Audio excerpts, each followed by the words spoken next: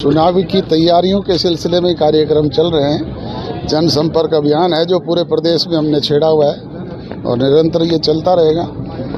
तो पार्टी किन गांव में निकले हैं?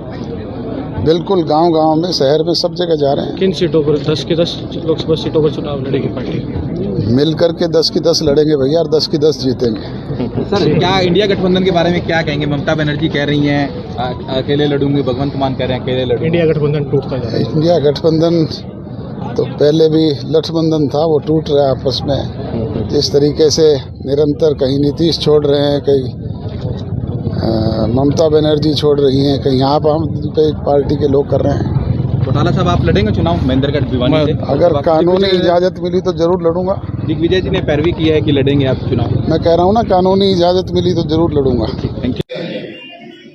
उसकी भरपाई करने का काम आप लोगों ने करना है। वो काम ना अकेला अजय सिंह चौटाला कर सकता, ना ये मंच पर बैठे हुए लोग कर सकते हैं। वो आप और हम सब मिलकर के कर सकते हैं। इसलिए आपसे विनती और गुजारिश है कि हर बूथ में एक बूथ योद्धा, और आजकल माताओं बहनों की 50% की भागीदारी है, इसलिए हर बूथ में बूथ सखी और उनके साथ अनुभवी लोगों की एक टीम खड़ी करने का काम करें, ताकि निकट भविष्य में जब भी वो अवसर आए तो वो मजबूत टीम आपके पक्ष में मतदान करवा करके पार्टी को ताकत देने का काम कर सके।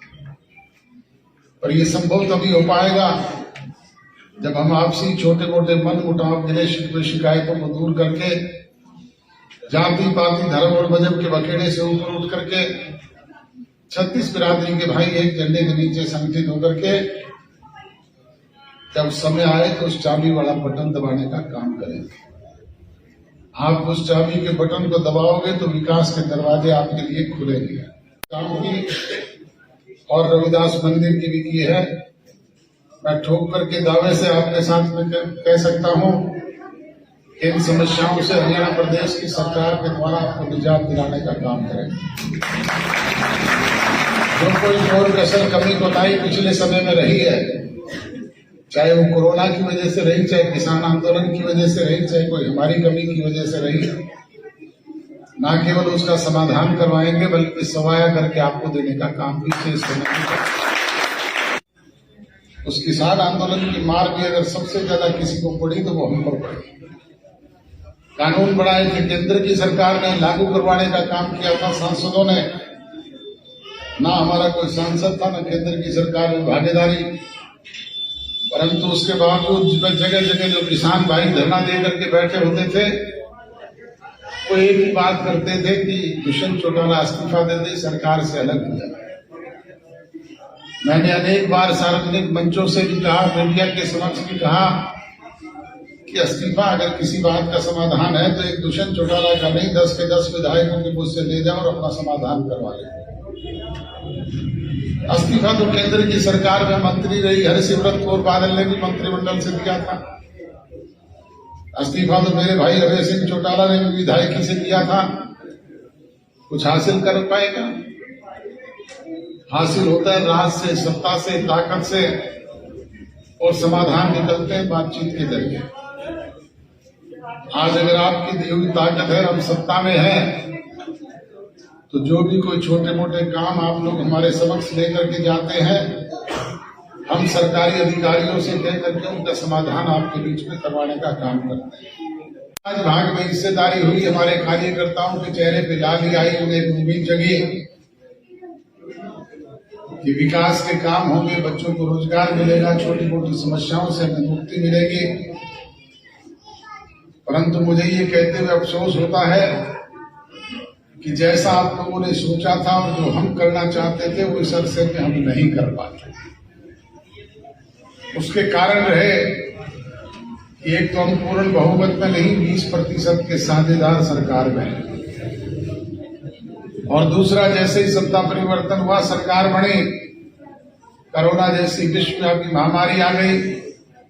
कभी पहला फेज, कभी दूसरा फेज, कभी तीसरा फेज,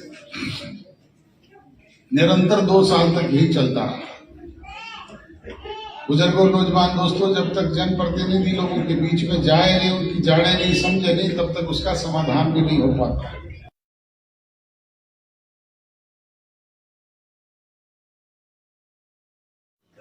आप लोगों के दर्शन करने का मौका मिला है, आपसे रूबरू मिलने का अवसर प्रदान हुआ है। मैं इसके लिए आभारी हूं हमारी स्थानीय यूनिट का और आज के इस आयोजन के आयोजकर्ता अजय और विक्रम जी का, जिन्होंने आपके दर्शन करने का मौका दिया, आपसे रूबरू मिलने का अवसर प्रदान किया। बुजुर्गों, नौजवान दोस्तों, मेरे से पूर्व वक्ताओं ने जैसा आपको बताया कि अब मिशन 2024 शुरू हो चुका है। 2024 का मतलब है 2024 में हमारे यहाँ पर लोकसभा के चुनाव भी होने हैं और हरियाणा प्रदेश के असेंबली के चुनाव भी होने हैं। और इसको लेकर के सभी राजनीतिक दलों ने अपनी अपनी तैयारियां शुरू की हुई है। हमने भी ये निर्णय किया था कि 10 के 10 संसदीय क्षेत्रों में बड़े आयोजन करेंगे और हरियाणा प्रदेश के गांव-गांव में जाकर के लोगों के बीच में बैठ करके उनकी समस्याओं को जानेंगे, समझेंगे और सरकार के स्तर पर होने वाले समाधान करने का काम करेंगे। आज से 6 वर्ष पूर्व आप लोगों ने जींद की पांडु पिंडारा की धरती पर जन नायक जनता पार्टी का गठन किया। एक होनहार नौजवान की पीठ पर हाथ रखा, उसकी हौसला अफजाई की। उसी की बदौलत उसने विपरीत परिस्थितियों में 9 महीने में न केवल अपना नया राजनीतिक संगठन खड़ा किया, बल्कि 3 चुनाव झेले। कभी जींद का उपचुनाव आया, कभी लोकसभा के चुनाव आए, कभी हरियाणा प्रदेश के असेंबली के चुनाव आए। आपका आशीर्वाद और सहयोग था। उसी की बदौलत जहां 17.5% वोट आपने पार्टी को दिए, वही 10 विधायक चुन करके भी हरियाणा प्रदेश के असेंबली में भेजने का काम। लोकसभा चुनाव को लेकर जन नायक जनता पार्टी ने भी अपनी कमर कस ली है। इसी कड़ी में आज जन नायक जनता पार्टी के राष्ट्रीय अध्यक्ष